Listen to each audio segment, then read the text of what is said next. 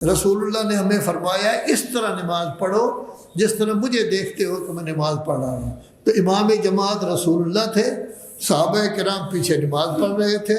ابتدا میں تو جناب خدیجہ اور مولا کائنات ہی ہوتے تھے، بعد میں دوسرے لوگ بھی مدینہ میں مل گئے تو جماعت وغیرہ کا باقاعدہ سلسلہ شروع ہوا۔ تو گویا کہ یہی ہے کہ صلو کما رأیتمونی اصلی۔ اب رسول اللہ کس طرح نماز پڑھتے تھے؟ جب وہ نماز کے لیے آتے تو مکمل تیاری کے ساتھ آتے تھے۔ یہ نہیں ہے کہ قمیص شلوار پہنی ہوئی ہے آ گئے، نہیں، قمیص شلوار بھی ہے، پورا لباس پہنا ہوا ہے، عبا پہنی ہوئی ہے، کبا پہنی ہوئی ہے، امامہ البتہ وہ اس طرح نہیں کرتے تھے جسے ہمارا ہے، یہ بعد میں رواج ہے۔ باقاعدہ تحت الحنک ہوتا تھا، وہ یہ کر کے اب آتے تھے، باقاعدہ مسواک کر کے آتے تھے، باقاعدہ خوشبو لگا کر آ رہے تھے۔ کیوں کہ اللہ کے گھر میں جا رہا ہوں، مکمل تیاری کے ساتھ ہمیں آنا چاہیے۔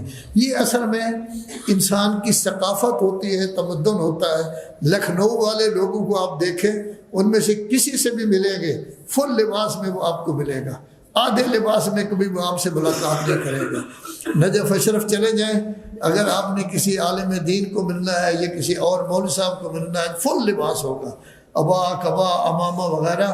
اگر ایک چیز کم ہے تو سمجھا جائے گا کہ تہذیب کم ہے، یہ سمجھدار نہیں ہے آدمی، ابا نہیں پہنی ہوئی، امامہ نہیں پہنا ہوا، خصوصاً امامہ نہ پہنا ہوا ہو تو بہت برا سمجھا جاتا ہے۔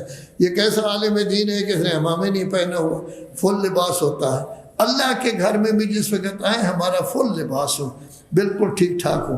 سیدھی سادھی بات ہے کہ آپ کے بڑے بڑے بزرگ بیٹھے ہوئے ہیں جن کے سر پہ کوئی چیز نہیں ہے، سر پہ بھی کوئی نہ کوئی چیز ہونی چاہیے۔ جتنا کمی ہوگی اتنا ثواب کم ہوتا جائے گا۔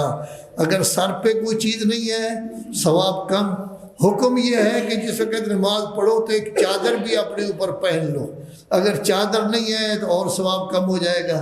اگر قمیص نہیں پہنا ہوا، بنیان پہنی ہوئی ہے سلوار، تو ثواب اور کم ہو جائے گا۔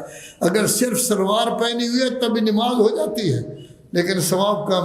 اگر ایک جامعہ پہنا ہوا ہے تو تب بھی نماز تو کہیں نہیں جاتی، وہ تو ہو جاتی ہے لیکن وہ بالکل ادنا قسم کی، یعنی 100 میں سے 1-2 نمبر رہ جائیں گے، باقی سارے کے سارے کم۔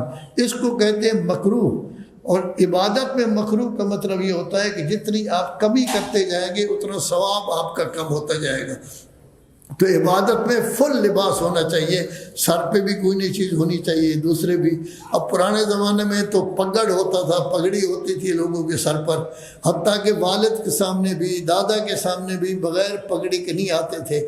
اب جو لوگ سفید ریش ہیں اور دیہات کے رہنے والے ہیں ان کو بہتر پتہ ہوگا کہ یہ سارے کا سارا لڑکی کے متعلق تصور ہی نہیں ہوتا تھا کہ وہ بغیر دوپٹے کے، پوری طرح دوپٹے کے وہ کبھی آئے۔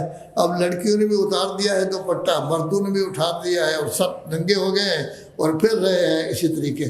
بالغ نماز میں اگر سر ننگا نہ ہو تو ثواب پورا ہوگا، وگرنہ جتنی کمی کریں گے اتنا ثواب میں کمی ہوتی جائے گی۔ تو رسول اللہ فل لباس پہن کر آتے تھے۔